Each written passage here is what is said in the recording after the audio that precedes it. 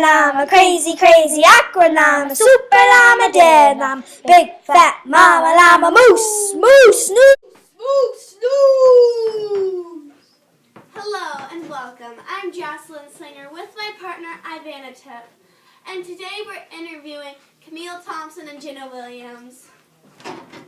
Hi, thanks for having us.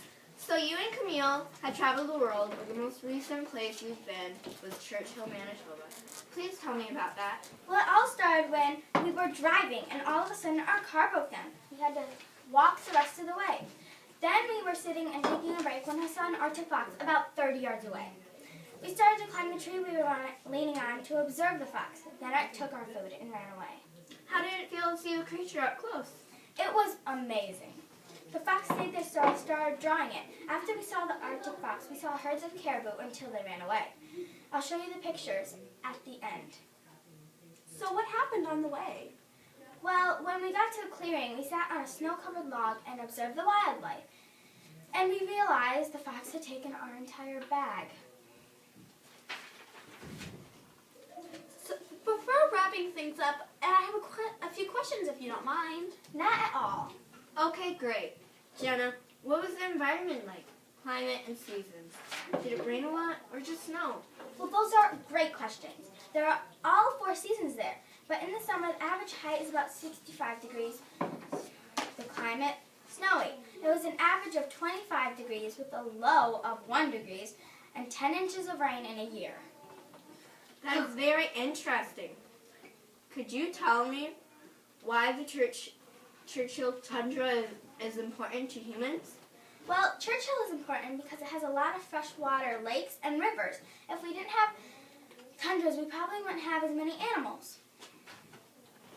Tell me about the Arctic fox. What's its habitat? Tell me about its behavior and what place is it in the Arctic food web tundra?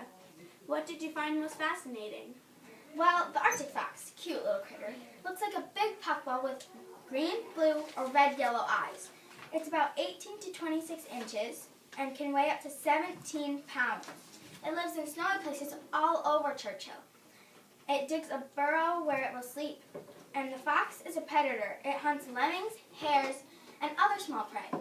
It is also a scavenger and eats carrion, meaning dead animals. It blends into the snow because it's white and its fluffy coat keeps it warm in the winter.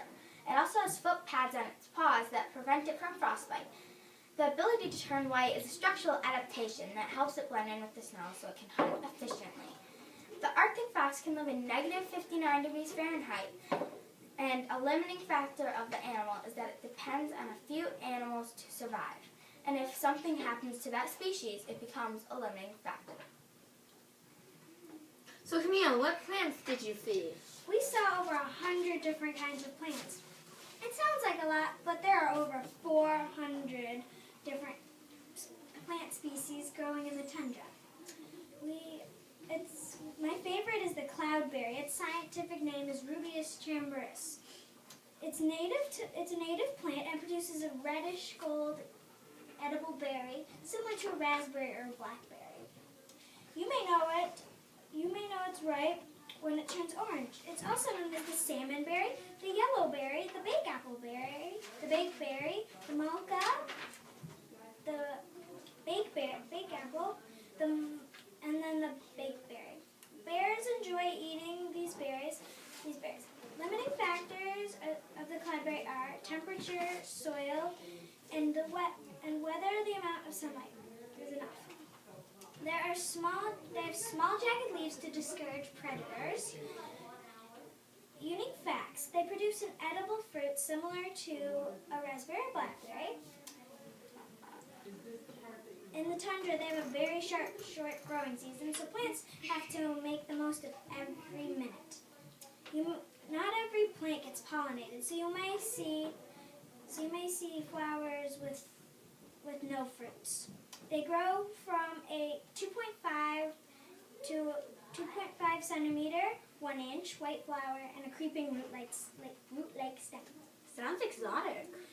Many plants in the tundra grow close to the ground to keep warm. This is true because the ground is heated up by the sunlight. Then the ground passes the warmth to the plants.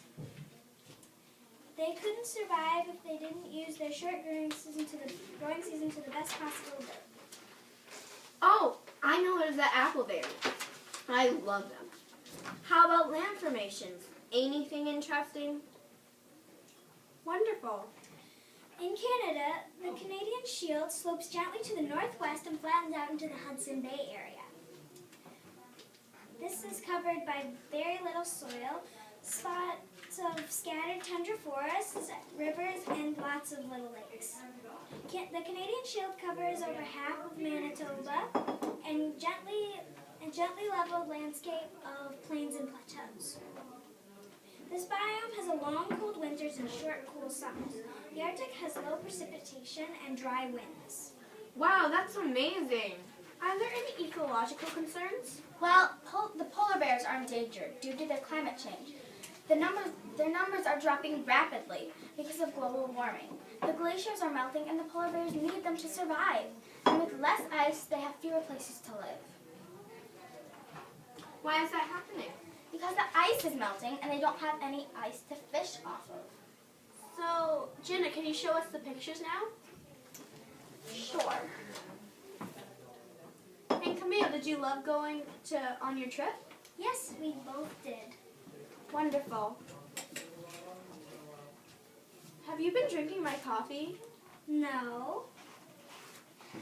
Anyway, here are the pictures.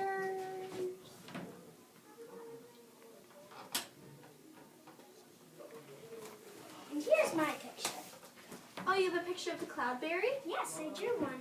Very interesting. Thank you so much for coming. When you go on your next adventure, tell us about it. Thank you for having us. It was wonderful. Bye. Bye. Bye. And that concludes our section. Moose